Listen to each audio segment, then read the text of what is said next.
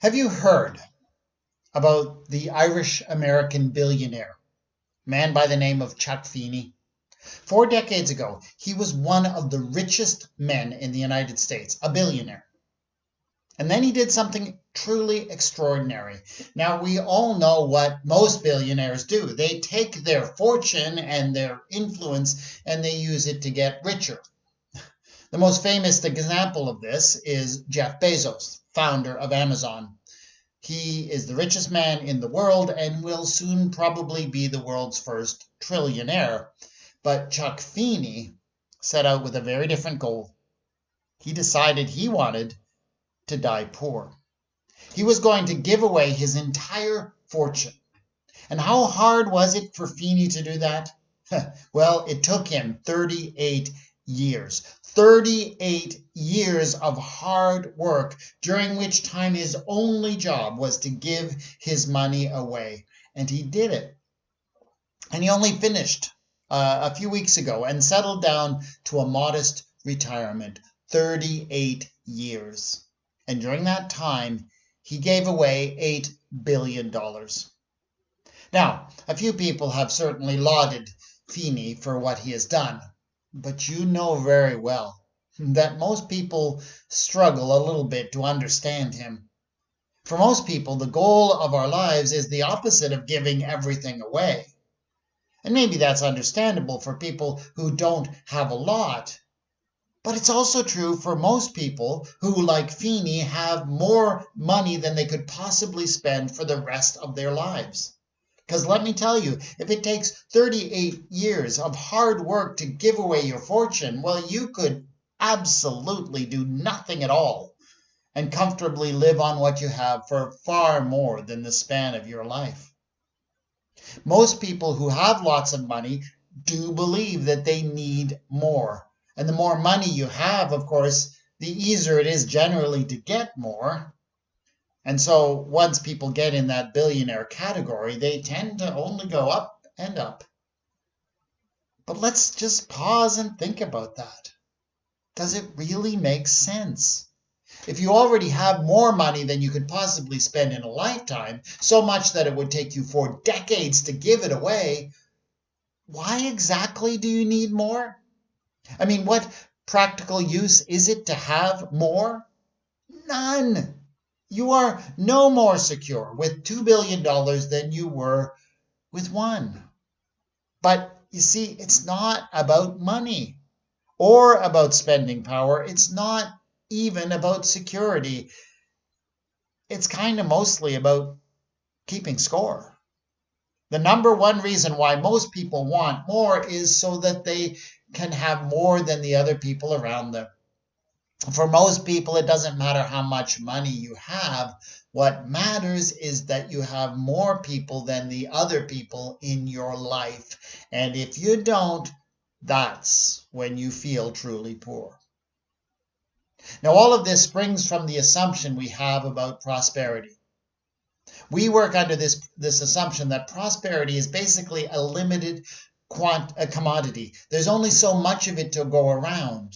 And so it means that the only way you can be truly prosperous is by taking it from someone else. And if someone else has more than you, well, that means that you cannot have true prosperity.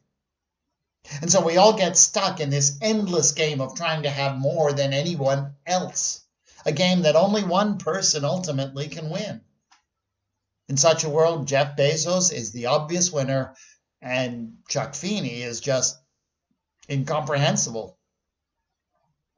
And what does all of that mean when we gather to celebrate Thanksgiving? Thanksgiving is the festival of abundance, the cornucopia overflowing with bounty. You crown the year with your bounty. Your wagon tracks overflow with richness, the psalm says. And that's what it's supposed to be about. But how are we supposed to celebrate when we are not prosperous, at least not according to the way the world defines it, because we are not richer than everyone else? And that question, of course, is all the more difficult this year when people are feeling pretty lean. There are people out of work. There are people struggling to pay their rents or to keep their businesses afloat. People are afraid of the future and what it might hold because they are acutely aware, far more acutely aware of what they don't have than thankful for what they do have. And the tendency when you feel like that is not to celebrate your prosperity, but rather to tighten your belt. Hold on for dear life because you are afraid that you might not have enough to get through whatever might be ahead. And that is, of course, what a lot of people are doing in the midst of this crisis. They are tightening up, not spending, not hiring, not investing. And it's not just because there's not so much to spend on, what with restaurants and vacation destinations shut down, but it's really more because people are scared and facing an uncertain future. And yet it's Thanksgiving. And even if it weren't, doesn't the Bible tell us that we ought to be thankful at all times, under all circumstances? How can we celebrate abundance today? Well, here is a Bible promise about abundance. And God is able to provide you with every blessing in abundance, so that by always having enough of everything, you may share abundantly in every good work. See, the Bible has a different definition of abundance than the one the world uses. It says that, yes, God does provide blessing in abundance, and yet in the same breath, we are told that this is about you having enough. The Bible doesn't define abundance or wealth in terms of having more than other people. It's rather about you and what's enough for you in your circumstances. That is the first thing you need to know. Secondly, you need to understand that God does and can provide abundance, but not as a way of keeping score. It is rather a sign of God's overwhelming grace and goodness. And what's more, it is given so that we might share and allow other people to enjoy that abundance as well. And that brings us to the main theme from the passage we read in Paul's letter. It has to do with generosity. Here is the principle that Paul offers. The one who sows sparingly will also reap sparingly, and the one who sows bountifully will also reap bountifully. The main point that Paul is making here is that you will not experience God's abundance if you do not learn to practice generosity. And that seems to be some pretty nonsensical advice in many ways. How can it be that in order to enjoy abundance, you need to give more away? Now, as I tackle this saying of Paul, I need to throw up an immediate warning flag here. This verse has been severely misused and abused in a number of Christian circles. There are preachers out there who use this verse from the Bible and others like it to develop something called a prosperity gospel, which basically benefits the preachers themselves. There are preachers who read this verse, the one who sows sparingly will also reap sparingly, and the one who sows bountifully will also reap bountifully. And they will say that because that's in the Bible and it's true, that what you need to do is you need to put a huge amount of money in an envelope and send it directly to the preacher. And they'll say they're not even asking you to give what you can afford to give, but actually way more than you can afford. Why, they'll even say you need to go out there and borrow money from friends or from wherever you can get it and send that money in, because they promise when you do that, God will respond by making you incredibly wealthy. Sad to say, there are preachers out there who misuse that passage in exactly that way, and there are sadly disciples who believe them and do what they say. But very clearly, that is not what Paul is saying here. That is a self-serving interpretation. It serves only those who preach it. It does not serve those who listen to them. Now, what Paul is saying here is more like, well, it's more like what Princess Leia says to Governor Tarkin in the movie Star Wars. Remember when she says, "The more you tighten your grip, Tarkin, the more star systems will slip through your fingers." I don't do a very good Princess Leia. But you see, wealth and prosperity are like the star systems in that scene in the movie. Or say it's like a handful of dry sand. The more tightly you hold on to it, the more quickly it seems to escape. Remember what I said about this tendency we have when we feel like we're going through hard and economic times. We tend to grasp our wealth close to us. We avoid spending, we avoid giving because, well, it doesn't feel safe. It's perhaps an understandable response, but Paul is saying that it just doesn't work. Just doesn't work. And I believe that Paul's wisdom is very much borne out. Throughout history, the number one cause of severe economic depressions and recessions has been people holding on too much to their wealth.